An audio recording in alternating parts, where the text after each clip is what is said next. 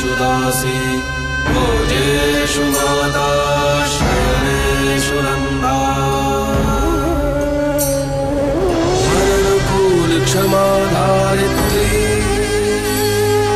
सद्गुणयुक्ता प्रिया धर्मपत्नी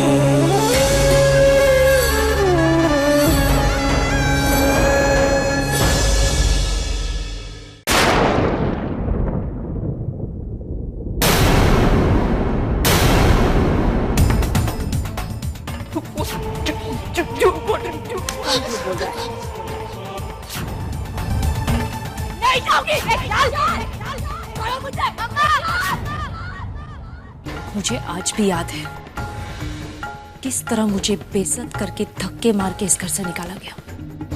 जो मुझ पर बीती अब जब तुम पर बीतेगी तो पता चलेगा कि बेइज्जती क्या होती है।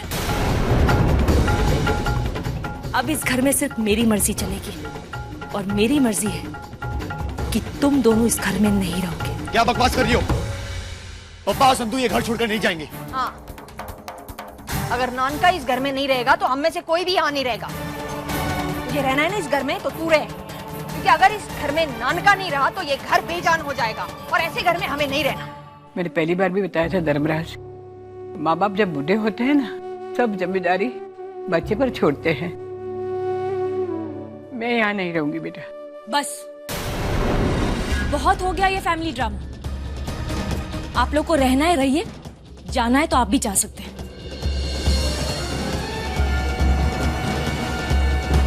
सुना नहीं आपने मेरी मॉम ने क्या कहा? अब किस बात का इंतजार है तुम दोनों को मिस्टर धर्मराज? सयू आओ। विशाल अपने पिता से ऐसे बात कर रहा है?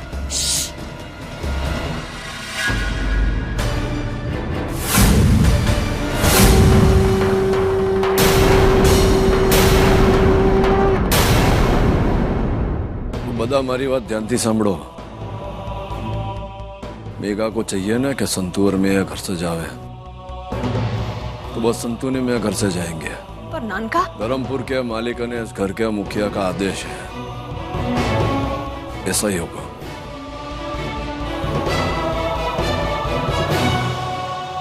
जा सामान बांध ले। और जाने से पहले ये कीमती जेवर, घड़ी, कपड़े, ये सब कुछ निकाल कर जाइएगा।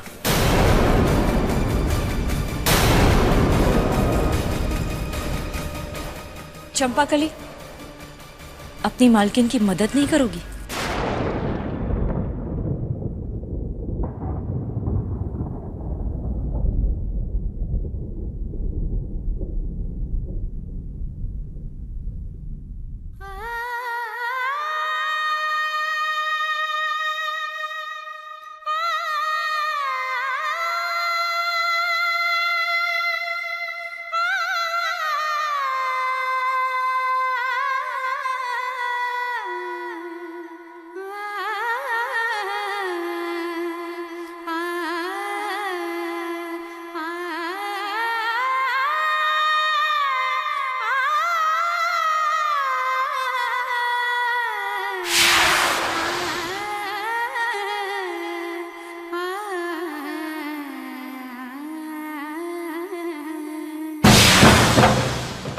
अब आप लोग धर्मपुर के मालिक और मालकिन नहीं है। अच्छा है कि आप जाने से पहले अपनी औकात में आ जाए।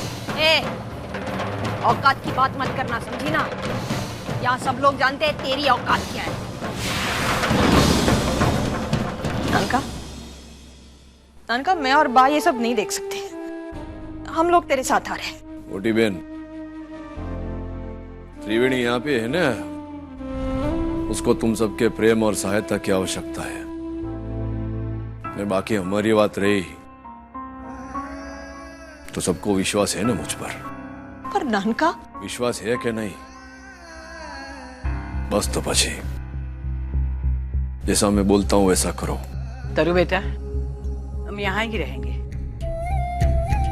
मेरा धर्मराज तो राजा है, कहीं भी राज करेगा वो।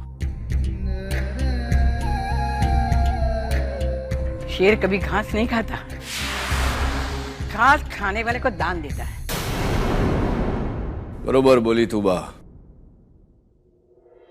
यह महिला को खबर नहीं है।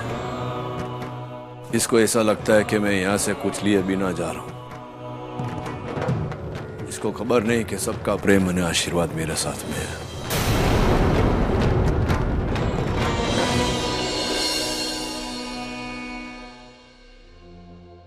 वक्त ये कैसे करवट बदला, नहीं संतुड़ी, हम ये मुड़ के देखना मत, नहीं तो छोड़ के जाना कठिन हो जाएगा।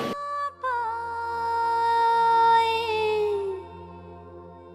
एक खुशी चाहिए चल। थी, लेकिन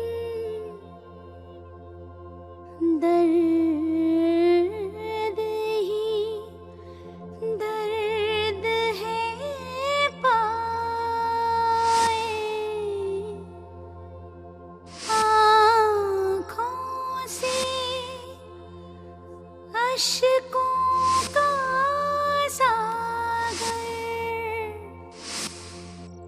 हर पल बहता जाए। अरे शू थयु, रो क्यों रही है?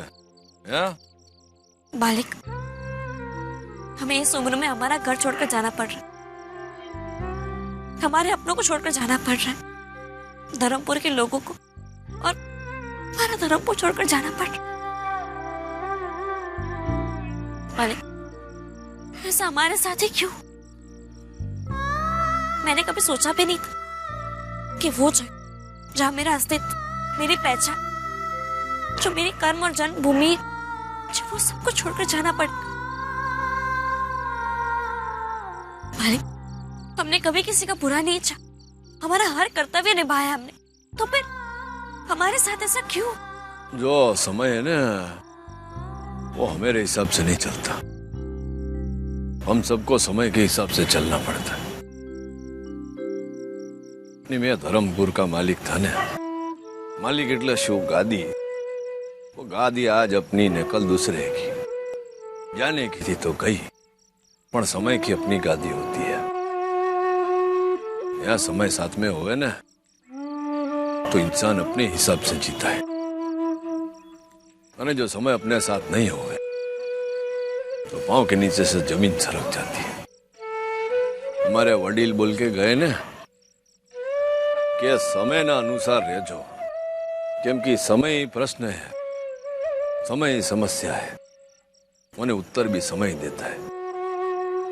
देख, जो हुआ ने अब हो गया, अब समय के साथ हमको आगे बढ़ना चाहिए बस। पर मालिक, ये समय हमारे साथ कब चलेगा? जो तू मेरे साथ है ना, तो एक दिवस समय भी अपने साथ आ जाएगा। मालिक, हम कहीं भी जाएं, पर उससे पहले मैं खोडियार माँ के कुएं पर जाना चाहती हूँ। हाँ तो चल ले, चलते हैं। हाँ, चल।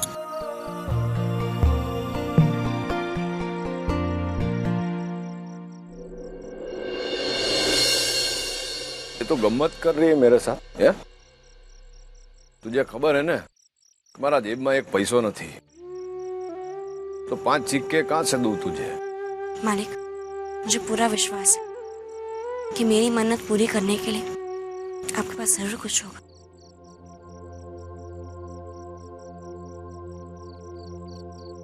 तो ये ले, एक पत्थर तू ले ने एक पत्थर मैं लेता हूँ।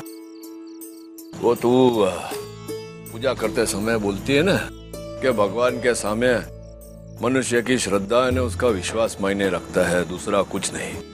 तो बस जो तेरे हाथ में है ना पत्थर, हीरा भी इसमें से निकलता है ना, भगवान की मूर्ति भी इसमें से बनती है। और या पत्थर को हीरा समझ के डाल दे, खोडियार माँ कबूल कर लेगी। हाल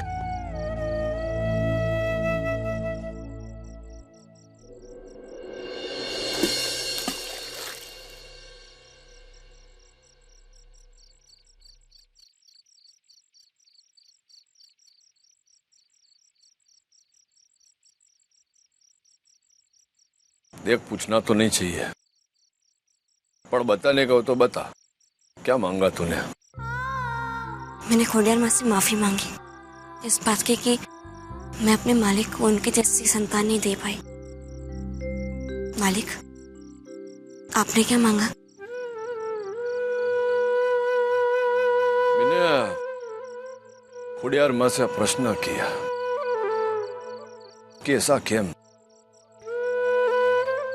माँ, सुभद्रा के पांचों संतान एकदम हीरे जैसे है, अने यहाँ मेरा एक संतान विशाल, उसका मन एकदम कोयले जैसा। मैंने खुड़ियार माँ से पूछा कि केम ऐसा? मेरी पांचों संतान को तूने एकदम सही राह बताई, तो पछी तेरे संतान के साथ केम ऐसा? फरियाद किया, मैंने न्याय मांगा। मालिक, आपने सुना?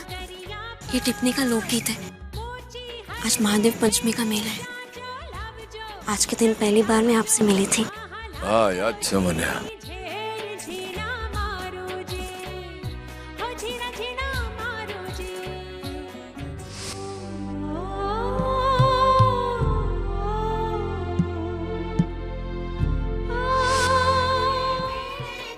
एक काम कर, चल हाल मेले में जा। मालिक, मेले में?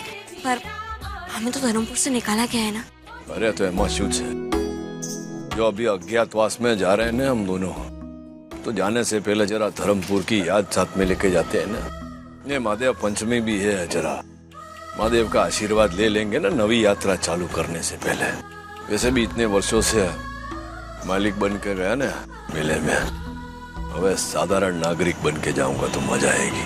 चल हाल चलिए।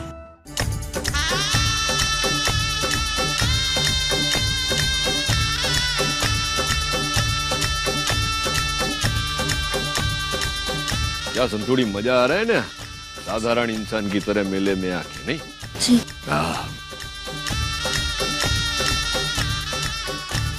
इधर उधर क्या देख रही है?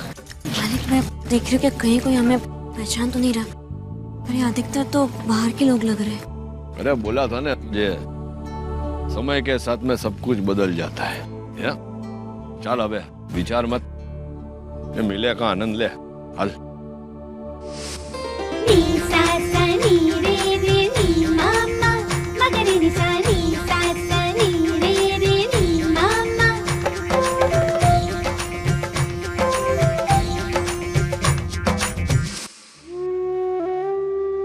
परसों पहले मैं, खीबी, बहना, मूंगी, हम तीनों ही आया करते थे। कितना मजा आता था। काश वो मेरे साथ होते। वह शू करवानो, जो जो अपने साथ नहीं होते ना, उनकी याद आती है तो तकलीफ तो होती है, पर जो साथ में होते हैं उनके साथ तो आनंद लेना चाहिए कि नहीं? एक का दो, एक का दो, एक का दो, आ जाओ, निशाना लगाओ, ले जाओ, एक का दो, एक का दो, एक का दो। शू बोले से? हल हल जरा हल। एक का दो, आ जाओ, निशाना लगाओ, एक का दो, ले जाओ, आ जाओ। ए हमारा भाई, शू बोले छे? एक का दो है जी। 20 रुपए लगाइए, 40 रुपए ले जाइए। अरे पण ये तो जुआ हो गया ना। अरे जुआ नहीं है, टैलेंट है, टैलेंट, निशाना लगाने का टैलेंट। हाँ हाँ, એટલે जो बात समझने दे मेरे को। 100 रुपया लगाया, हाँ, तो 200 रुपया तो देगा ना मुझे? अगर पांचों निशाना बराबर लगा तो बराबर पैसा दूंगा। हाँ चल, 100 रुपया लग गया, ला डाल, छर्रा डाल। पर मालिक, आपके पास 100 रुपए कहाँ से है? या तो चुप रहे ने, बचमा शू काम बोले छे? चल जरा बाजू में खस थोड़ा। हाँ जो फूटी गयो, जो 40 रुपया हो गया, याद रख जे। चल छर्रा भर।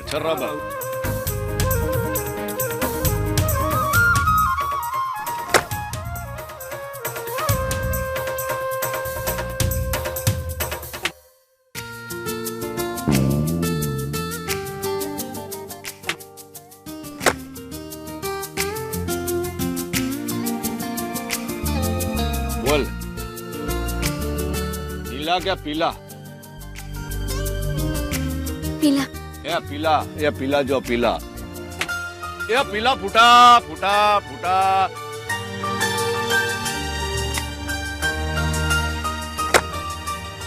चल बोल रंग बोल। हरा फोड़ू, हरा। या आजो ये हरा। चल छर्रा डाल। अब रहने दीजिए। मैं भी यहाँ 4 पैसे कमाने आया हूँ अपनी बीवी बच्चों के लिए। अब आप जिद करेंगे तो मुझे अपनी दुकान बंद करनी पड़ेगी। ये लीजिए, ये आप 300 रुपये लीजिए, मुझे माफ कर दीजिए। 1, 2 અને 3। अरे धन्यवाद हो। 1, 2 छर्रा 100 रुपया लगाऊं? अब रहने दीजिए। अच्छा चल चल, वांधो नहीं चल चल हाल।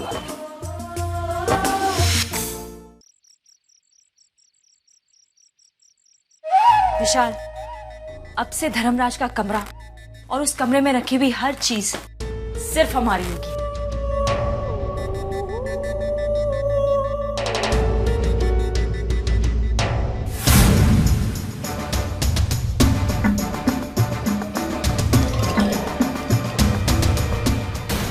यहाँ तो पूरा कमरा खाली है।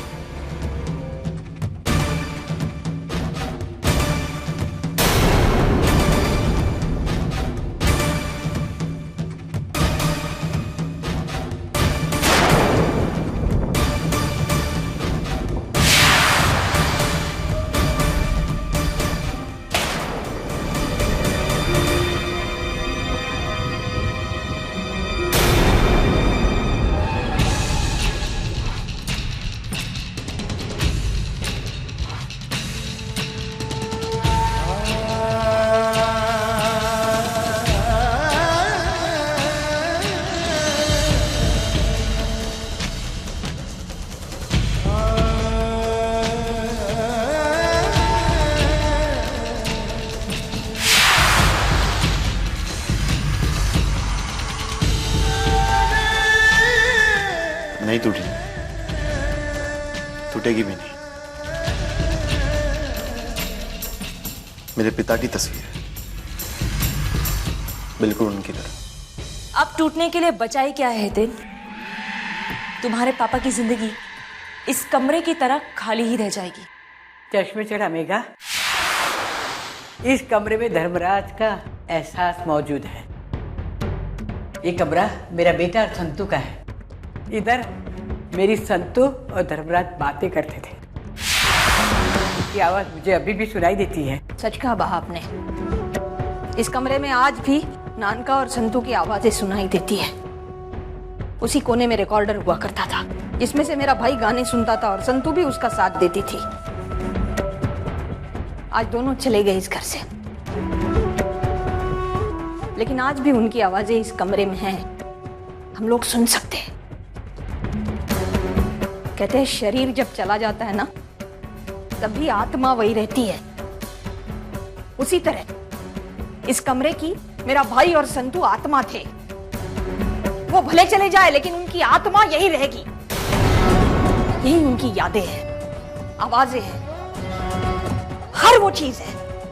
कैसे मिटा पाओगी मेघा तुम? हाँ, कैसे मिटा पाओगी? तुझे तो याद भी नहीं होगा विशाल, पर जब तू छोटा था तो तुझे घोड़ा घोड़ा खेलना बहुत अच्छा लगता था। और पप्पा के घुटनों में दर्द होता था, फिर भी वो तेरे लिए घोड़ा बनते थे। घंटों तुझे अपने पीठ पर बैठ के सवारी कराते थे। पर इसमें तेरी कोई भूल नहीं विशाल। जब तुझे रिश्ते ही याद नहीं, तो उनके साथ जुड़ी हुई यादें कैसे याद रहेगी? अरे छोड़ ये सब बातें को। इसे क्या पता पैसे में चकाचौंध अंध हो गए हैं ये लोग, और बदले की आग में खत्म हो गए हैं वो लोग। सही कहा आपने। और अच्छा ही है इन लोगों को इस बात का एहसास नहीं है, क्योंकि ये लोग इतने मैले हैं ना अंदर से कि उनको अगर एहसास भी हो गया ना, फिर भी वो एहसास को भी मैला कर देंगे। जाने दो। चलो हितेन, हमें तैयारी करनी होगी। आज महादेव पंचमी है ना, मेला है। परंपरा के अनुसार तुझे ही पूजा करनी होगी। चल, कहाँ इनके मुंह लग रहा है। चल। ये पूजा हितेन नहीं करेगा। परंपरा है कि इस घर का मालिक पूजा करता है, और अब इस घर की मालकिन मैं हूं। इसलिए ये पूजा मेरा बेटा विशाल करेगा। आप सब लोग भी जरूर आइएगा मेरे बेटे की खुशी में। तुम्हें कैसे माना? फिर तूने कहा हम चले आएंगे? बिल्कुल बा, हम में से कोई नहीं वहां जाएगा। और वैसे भी विशाल ने तो कब का मैयावंशी परिवार से नाता तोड़ दिया है, तो हमारा वहां जाना बनता ही नहीं है। वाह, अच्छी तरह से सुन लो विशाल, ये है तुम्हारी सो कॉल्ड मायावंशी फैमिली और ये है इनका प्यार। मुझे किसी अपने की जरूरत नहीं है माँ।